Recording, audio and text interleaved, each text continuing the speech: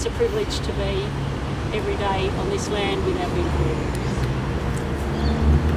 Okay.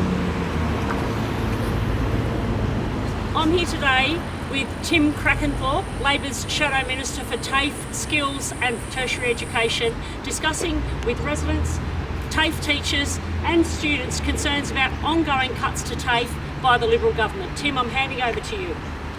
Thanks very much, Liesl, and I'd also like to acknowledge my parliamentary colleagues here today and also council candidates and union delegates as well as some students over here as well. Go the students!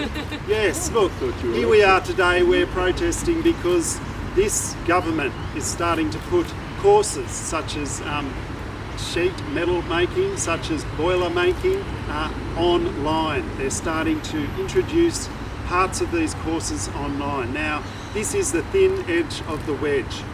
During this government's tenure, we've seen enrolments go down by over 120,000. We've seen over 5,000 teachers being sacked. We've seen our TAFE system being decimated. Now, this is part of the model. They start shifting courses online.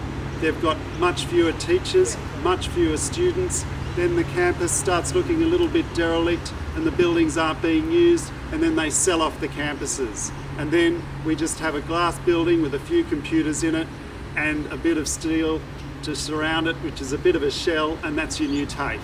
And that's where we don't want to go. And that's not what Labor stands for, and we're certainly opposed to that.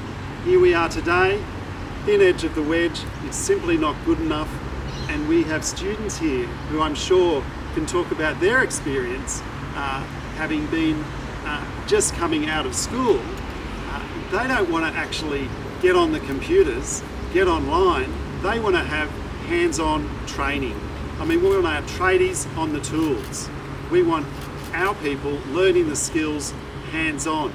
I mean, coming out of COVID, we've got up to 90,000 people who will be looking and needing to be trained. Now, putting courses online, getting rid of teachers, getting rid of support staff, running down our TAFEs is not the way to do it. This government should be investing hundreds and hundreds of millions into our TAFEs, training our new people, coming out of COVID, filling these skills gaps and making sure that New South Wales is the powerhouse of the economy across Australia, and the other states can look on and see just how good a job we're doing. I'd like to pass on now to Annette, Teachers Federation.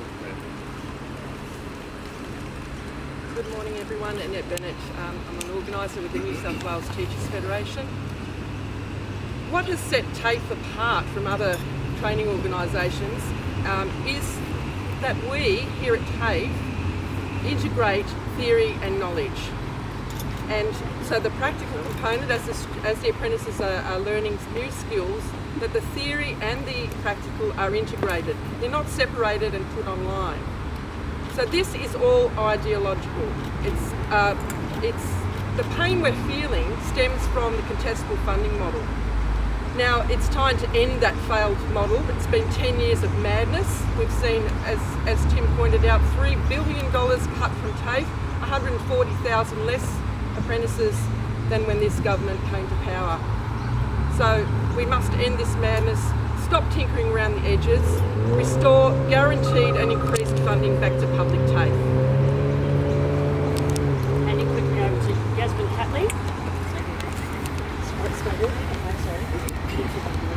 Here on the Central Coast, we have some of the largest numbers of TAFE qualified people in our workforce, and we're proud of it.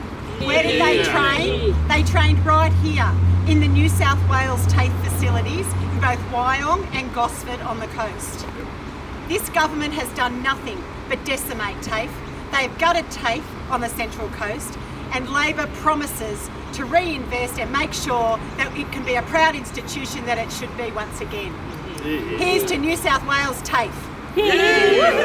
Stop TAFE cuts! Stop TAFE cuts! Stop TAFE cuts! Stop TAFE cuts! Stop TAFE cuts! I'll grab the mic off you first.